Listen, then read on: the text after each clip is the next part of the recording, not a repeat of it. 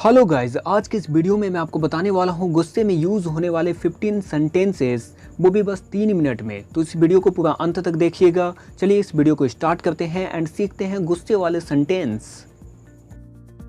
हमारा पहला सेंटेंस है, आपकी यही बात मुझे अच्छी नहीं लगती। जब आप किसी से कहते हो आपकी यही बात मुझे अच्छी नहीं लगती, तो आप इस सेंटेंस को इंग्लिश में कहेंगे, this is exactly what I don't like about you. This is exactly what I don't like about you. इसी तरह जब आप किसी से कहते हो इस बात को मजाक में मत लो, अक्सर ऐसा होता है जब आप किसी से कहते हो इस बात को मजाक में मत लो, तो इस सेंटेंस को इंग्लिश में कहेंगे, don't take this matter jokingly. Don't take this matter jokingly. इसी तरह जब आप किसी से कहते हो तुम्हें अपनी गलती मान लेनी चाहिए, अक्सर ऐसा होता है जब आप किसी से कहते हो तुम्हें अपनी गलती मान लेनी चाहिए, तो आप कहेंगे, you should confess your fault. You should confess your fault.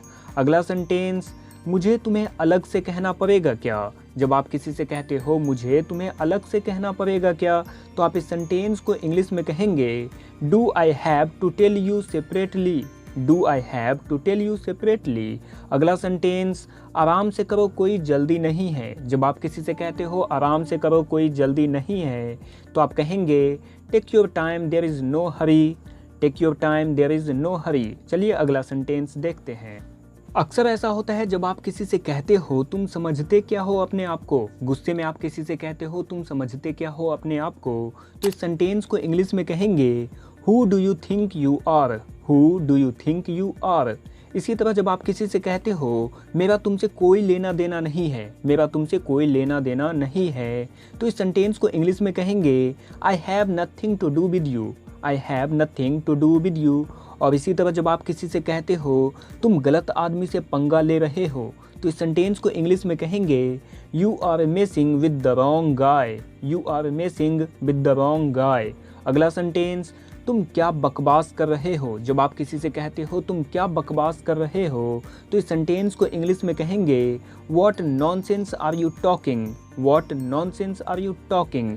और इसी तरह जब आप किसी से कहते हो क्या तुम्हारा दिमाग खराब हो गया है, तो इस सेंटेंस को इंग्लिश में कहेंगे, are you out of your mind. Are you out of your mind.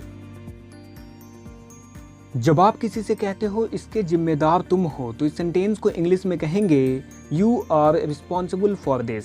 You are responsible for this. और इसी तरह जब आप किसी से कहते हो तुम इससे बच नहीं सकते, अक्सर ऐसा होता है जब आप किसी से कहते हो तुम इससे बच नहीं सकते, तो इस सेंटेंस को इंग्लिश में कहेंगे, you can't escape from this. You can't escape from this. और जब आप किसी से कहते हो गलती तुम्हारी थी ना कि मेरी, जब आप गुस्से में किसी से कहते हो गलती तुम्हारी थी ना कि मेरी, तो इस सेंटेंस को इंग्लिश में कहेंगे, the fault was yours not mine. The fault was yours not mine. और जब आप किसी से कहते हो अपनी औकात भूलो मत, तो इस सेंटेंस को इंग्लिश में कहेंगे, don't forget your status. Don't forget your status. और जब आप किसी से कहते हो मुझे बिना बताए कहीं मत जाना, अक्सर ऐसा होता है जब हम अक्सर किसी से कहते हैं मुझे बिना बताए कहीं मत जाना, तो इस सेंटेंस को इंग्लिश में कहेंगे, don't go out without informing me. Don't go out without informing मी। अब जब आप किसी से कहते हो ज़्यादा चालाक बनने की कोशिश मत करो, तो इस सेंटेंस को इंग्लिश में कहेंगे, don't try to be smarter. Don't try to be smarter.